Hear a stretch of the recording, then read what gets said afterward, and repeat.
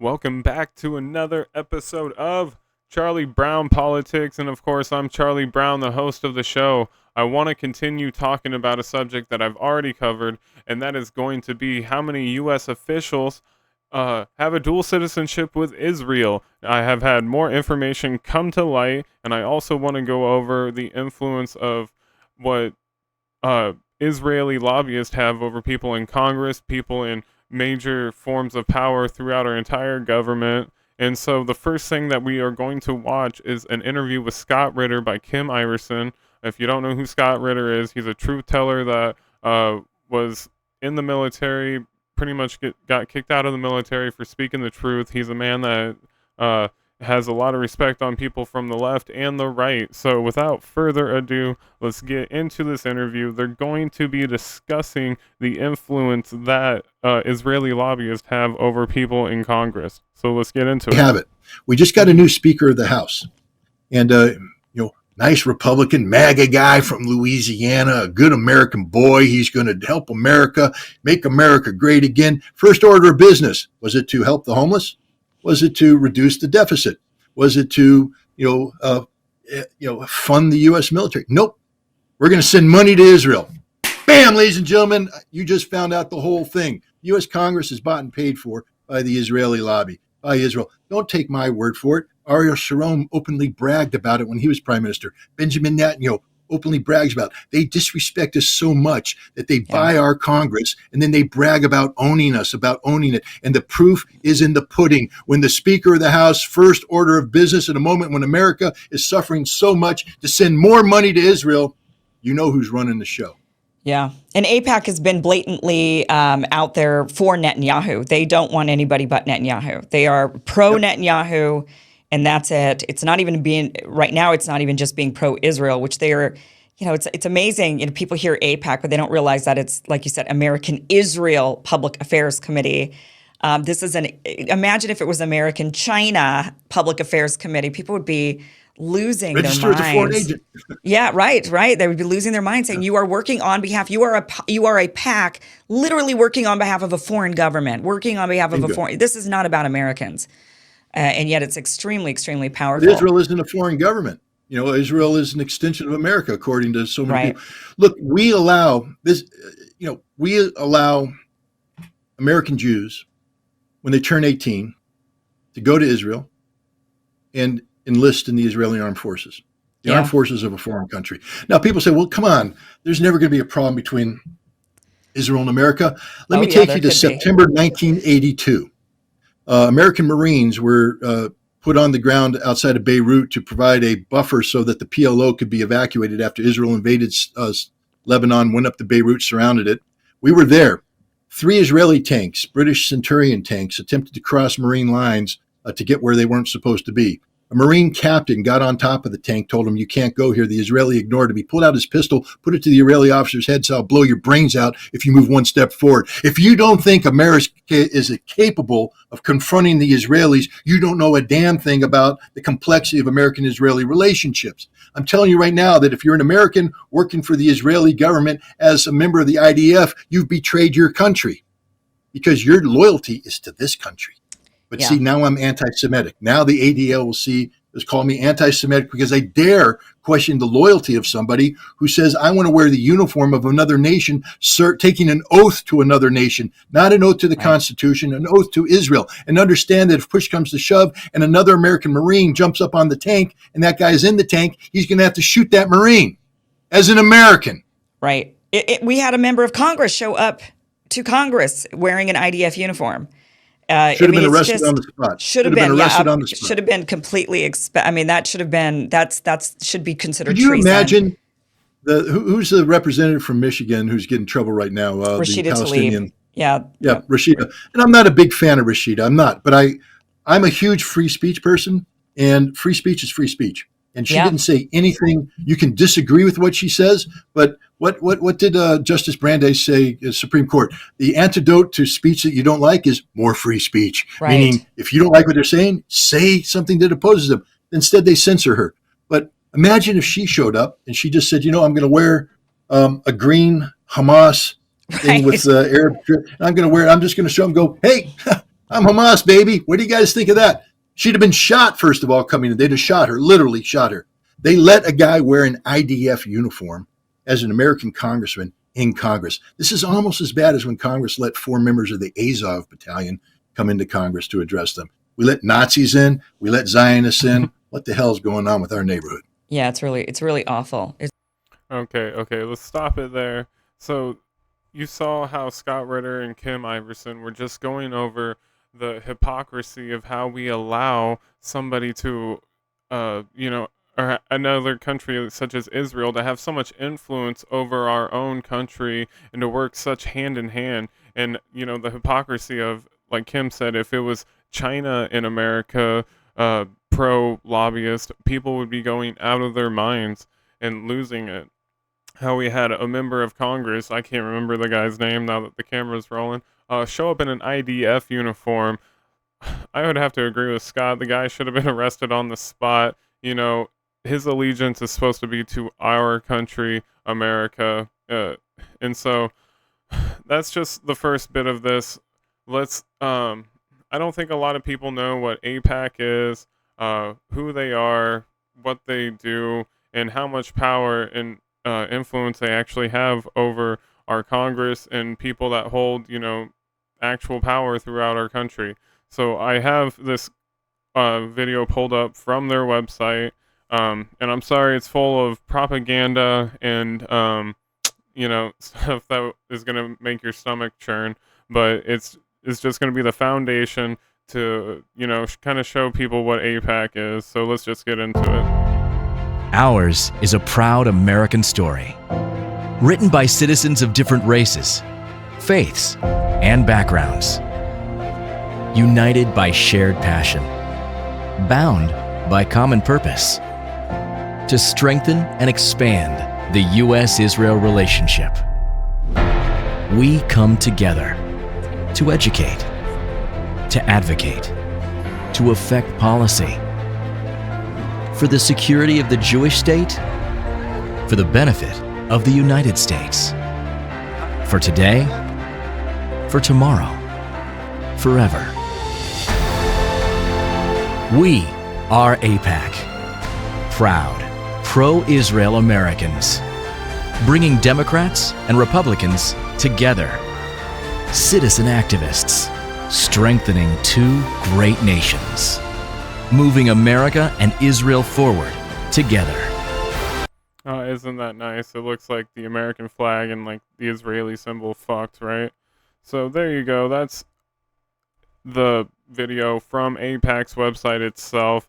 I'm sorry to put you through that. So yeah, that's their video. It's trying to act like they're diverse and have all these positive things going about them. And what could go wrong with Israel having such influence over people in power and throughout our country? I have no idea. So, okay. Now, I have a bunch of articles that I want to go through. The first one is going to go more into the detail of what AIPAC is, its history, what it does, and how it's become kind of a conflict of interest. So, let's get right into it, shall we? So this is going to be from Influence Watch. American Israel Public Affairs Committee, otherwise known as AIPAC.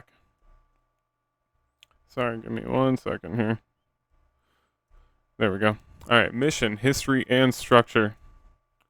The American Israel Public Affairs Committee was created in 1954 to combat anti-Israel pressure in Congress and the United Nations after Israeli military engaged in a reprisal attack against Palestinian civilians. The attack and other Israeli military and political action caused President Dwight Eisenhower to hold up aid to Israel. AIPAC's most important policy objectives relate to Israel's partnership with America, preventing a nuclear Iran, and negotiating a 2-party solution to the decades-old Palestinian-Israeli conflict which benefits Israel. It wasn't until the 1980s that AIPAC was able to secure substantial influence with members of Congress and the broader Washington establishment, even though Jews were only about 1% of the U.S. population at the time. AIPAC created a nationwide network of semi-independent groups which acted in concert with AIPAC and other pro-Israel Jewish advocacy groups. AIPAC does not endorse candidates seeking bipartisan reputation so that it can maintain influence in Washington regardless of political control. However, tens of millions of dollars in lobbying and campaign. Okay, let me stop it right there. So this line literally just said it does not matter if it's Republicans or Democrats. AIPAC donates to both so they can always have an influence over policy and always have influence over what our so-called leaders choose and put forth on the table to pass and give money to.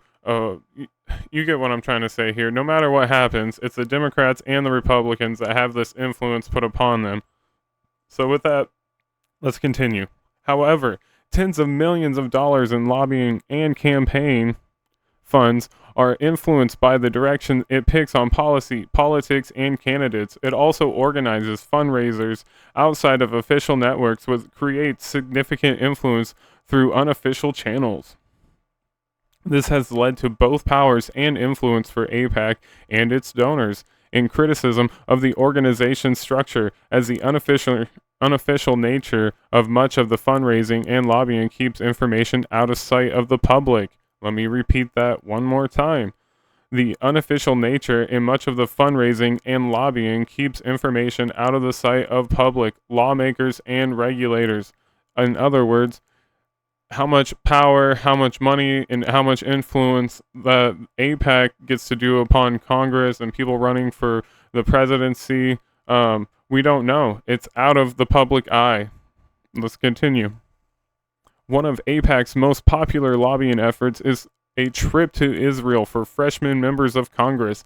AIPAC defends the trip as part of educating members on what Israel faces in Palestinian terrorism. Critics argue that the trip is a one-sided propaganda affair. The radical anti-war and boycott, divestment, and sanctions supporting anti-Israel group Code Pink filed an ethics complaint against AIPAC over the trips, claiming that the trips should count as gifts to members. So, in other words, AIPAC gets to gift members of Congress that are new a free ride to Israel and fill them with a bunch of propaganda about Israel. Code Pink put a file against it. Let's digress. AIPAC'S educational arm is American Israel Education Foundation. It is the official organizer of AIPAC's funded trip for members of Congress and leads AIPAC's college chapter work. AIPAC engages in significant college and high school activities, including sponsoring trips to Israel, advocacy training, and educational events. So this is just going over other ways that AIPAC influences not only people throughout in power, but our youth throughout our country. Let's keep going. All right, this is the influence. AIPAC is one of Washington, D.C.'s most effective lobbying groups. It has 100,000 members and spent $3.5 million on lobbying in 2018, the most of all Jewish groups. That's a lot of money. Okay.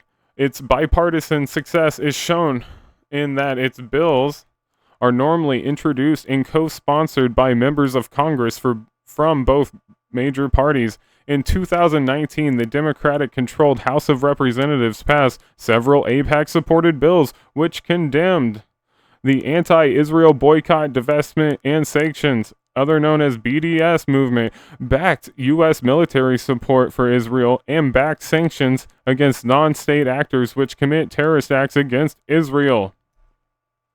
AIPAC's bipartisan influence is with GOP and Democrat Party leaders, as well as the rank-and-file members of Congress. Leaders in both parties spoke at its 2020 annual conference in support of AIPAC and Israel and against terrorism by Palestinian leadership, including Senate Minority Leader Chucky Schumer, House Minority Leader Kevin McCarthy, and Vice President Mike Pence. AIPAC claimed on its website that its that its 2020 conference was expected to host 18,000 people and 2/3 of all members of Congress. I hope it's starting to sink in how much influence AIPAC really has. I got a lot of more information, so let's keep barreling through. Presidents and presidential candidates in both parties have spoken at AIPAC's annual conference. President Donald Trump and Hillary Clinton both spoke during the 2016 presidential race. President Barack Obama spoke multiple times, including during his initial 2008 presidential campaign and during his 2012 re-election. President George W. Bush spoke in 2004 during his own re-election run. In 2007, Clinton and Obama held competing dessert fundraisers at AIPAC'S conference. Though it aims to work with both parties, AIPAC is also willing to criticize them. The organization's leadership denounces criticism Trump made of Obama during the former's 2016 speech, calling his comments divisive. AIPAC had its own issues with Obama, especially concerning his administration's position on Iran. AIPAC's influence has its politicals ups and downs. The group was at odds with President George H.W. Bush in the 1990s when Bush withheld money for Israel over settlement expansions. Wow. Well, good for George H.W. Bush for doing one good thing, I suppose. Holding back Israel because they wanted to expand their settlements, which is colonialism talk for taking the natives' land. Let's keep going. Despite AIPAC's significant influence, the Senate backed Bush and President Obama's more diplomatic approach towards Iran, Palestinian authorities created tension between AIPAC and Democrats, while AIPAC and Israeli leadership opposed the Obama administration's nuclear deal with Iran. Obama still signed a 10-year, $38 billion weapons and aid package in 2016, the largest aid amount ever provided by the U.S. Okay, so before we get into the next thing, let's just recap what we read, right? So that was just going over how much influence that AIPAC has over Democrats and Republicans through people on both sides of the party, and it's influenced them for its own agenda, its own, things that aren't in the interest of the U.S. per se. So the next thing that we have is going to be literally how much money AIPAC has given to some of these top people throughout our government. So this is going to be from Open Secrets, Money to Congress, from Israel, lobbyist. Okay, this is how much money Joe Biden has received from pro-Israeli lobbyists. You see that? That's like $4 million. Hillary Clinton's on there at pretty much at $2.5 million. We got Mitch McConnell on there. Chucky Schuh at almost $2 million. John McCain. Okay, Ted Cruz. And the list keeps going. Marco Rubio, Mitt Romney. Okay. All right, so let's get into another article that's just going to have more information and go more into the topic that we're talking about. This is going to be from Newsfeed. Okay, and so this was a picture from the website that I saw on Newsfeed, and it is claiming that all these people have dual citizenship with Israel, okay? And some of the names on this is Chuck Schumer, okay? Bernie Sanders, Debbie Wasserman Schultz, Anthony Weiner. Now, I tried to look for the, actual pictures of their passports. How do they actually know that they're a dual citizenship with with Israel? And I couldn't find it, so I cannot sit here and tell you guys that I know for 100% sure that all these names on this list, every single one of these people is a dual citizenship with Israel. I don't know that. I tried to find it. If any of you can find that, please leave that in the comments down below. But let's continue. All right, so this is going to be another article that goes into the dual citizenship with Israel. So 89% of our senators and Congress hold dual citizenship with Israel. Okay, and here's the name of some of the senators. You see Bernie Sanders is on that, Richard Blumenthal, Dianne Feinstein. Let's just keep going. There's more, Debbie Wasserman Schultz again. It's pretty much names that we just saw on that picture. All right. This is going to be another article that I found from another website. All right, dual citizenship, loyal to whom? And it's just going to keep going on the subjects that we've been going on. So we got a lot to go through, so let's just keep powering through. That's a picture, and the article is going to explain who that is. Okay. In 2009, it was revealed that the NSA had secretly tapped conversations of Congresswoman Jan Harman, pictured above on the right, with Israeli Knesset Speaker Dilea Itzit, I'm sorry I mispronounced that, negotiating with two AIPAC'S spies accused of giving sensitive information about U.S. military activities to the Israeli government. In the taped conversation, she is being asked to dismiss their espionage charges in return for a large political contribution and, are you ready, a chairmanship of the U.S. Intelligence Committee. Excuse me. One has to assume that they thought they could actually arrange for this to actually happen. This information was secretly revealed by the NSA to Nancy Pelosi prior to the selection of the committee chairman and was a factor, let's hope.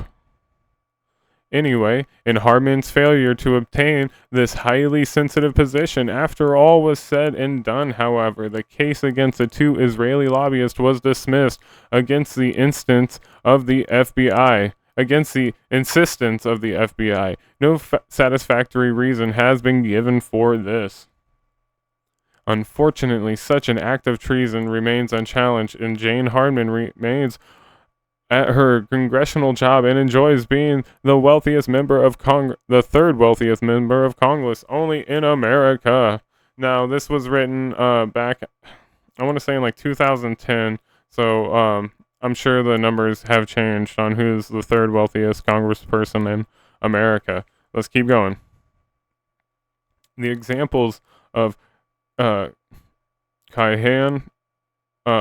Mahone, and Goodman and Weinman raise the question of when a U.S. citizen ceases to be or should be a U.S. citizen. U.S. law at one time clearly stated that an American citizen owed first allegiance to the United States. A U.S. citizen should not fight in a foreign army or hold high office in a foreign country without risking expatriation. What the heck happened?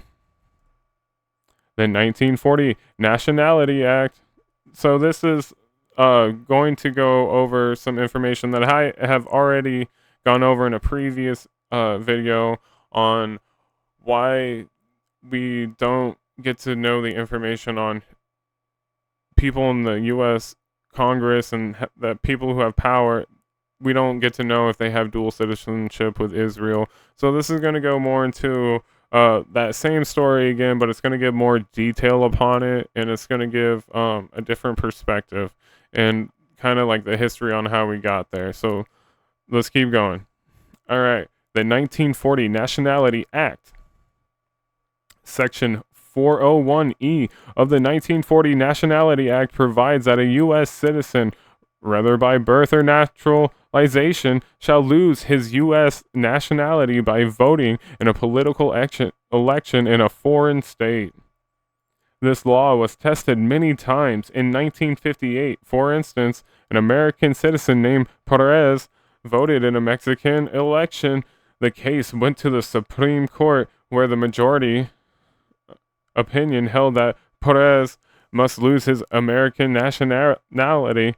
The court said Congress could provide for expatriation. I'm sorry, I don't know how to pronounce that word.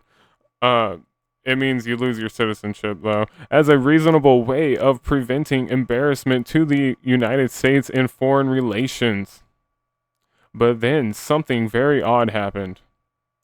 In 1967, an American Jew, Benz Afroyim, received an exemption that set a precedent exclusively for American Jews. Afroyim, born in Poland in 1895, immigrated to America in 1912 and became a naturalized U.S. citizen in 1926. In 1950, age 55, he immigrated to Israel and became an Israeli citizen. In 1951, Afroyim voted in Israeli Knesset election and in 5 political elections that followed. So, by all standards, he lost his American citizenship, right?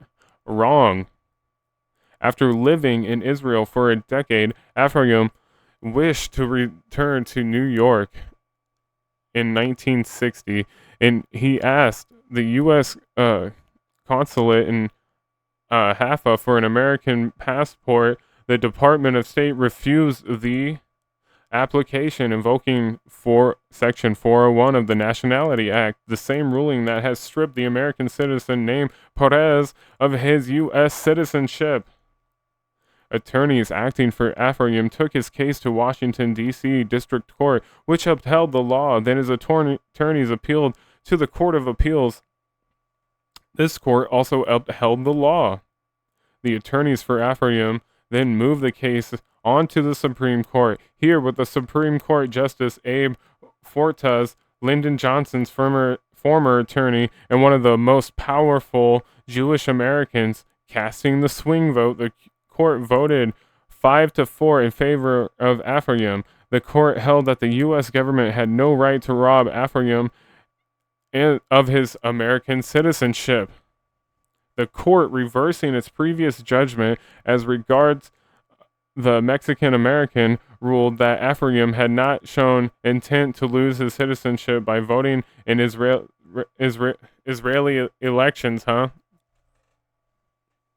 While Washington claims it has a good neighbor policy with Mexico, the U.S. does not permit Mexicans to hold dual nationality. The U.S. makes them become either U.S. or Mexican. You can't be both. But the U.S., in its special relationship with Israel, has become very sympathetic to allowing Israeli Americans to retain 2 nationalities and allowing U.S. citizens not only to hold public office in Israel, but to hold U.S. government positions as well.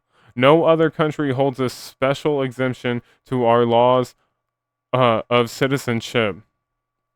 So hopefully it's starting to sink in, the points that I'm trying to get across here, how this is just crazy how we're allowing another country to have so much influence and get away with,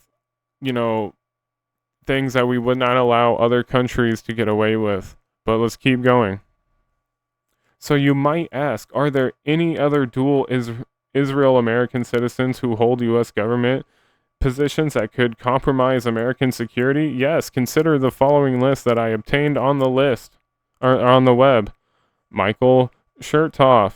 And I don't want to necessarily read every single one, so let's just kind of go through the ones I have. Paul Wolfowitz. There we go. Sorry.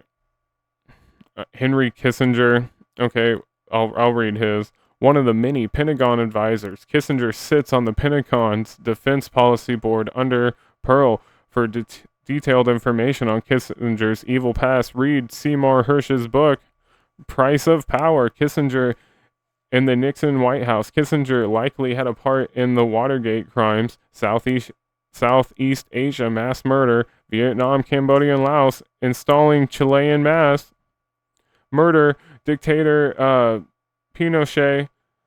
I know I mispronounced that as well. Operation Condor's mass killing in South America, and more recently served as Serbia's ex-dictator.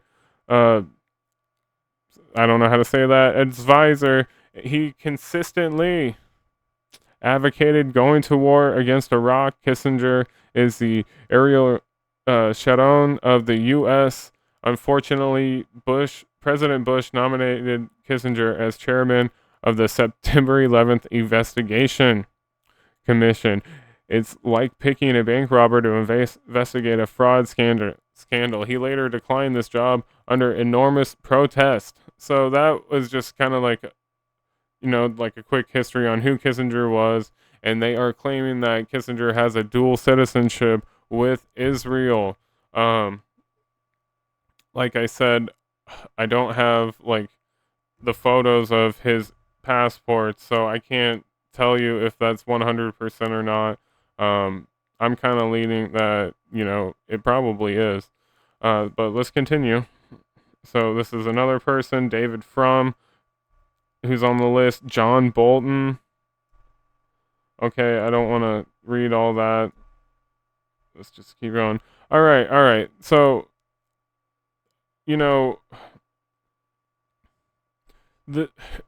I hope all this information has just kind of shown you and compiled how much influence people or lobbies like AIPAC have, how much influence that the country of Israel has on our Congress, on throughout our presidents, on judges, on people that hold a lot of money and a lot of power. And people need to start questioning if this is okay, and questioning if it's okay for a foreign country to hold an agenda that doesn't necessarily always mean America first, right? We got people in our country that don't have a lot of money. We got people on the streets that are sleeping in tents. We got kids that are going hungry. We got plenty of towns that can't even get a clean glass of water. So I don't know why the hell we are allowing so much money and power to be influenced by another foreign country. It's just crazy. So this video's gone on long enough, guys. Tell me what you're thinking. You got any more information on this subject? Can you tell me, are the receipts of the dual citizenship legit or not? Let me know what you think. Please comment, like, share, subscribe, guys. And with that, I will catch you on the next episode of Charlie Brown Politics. Take care, guys.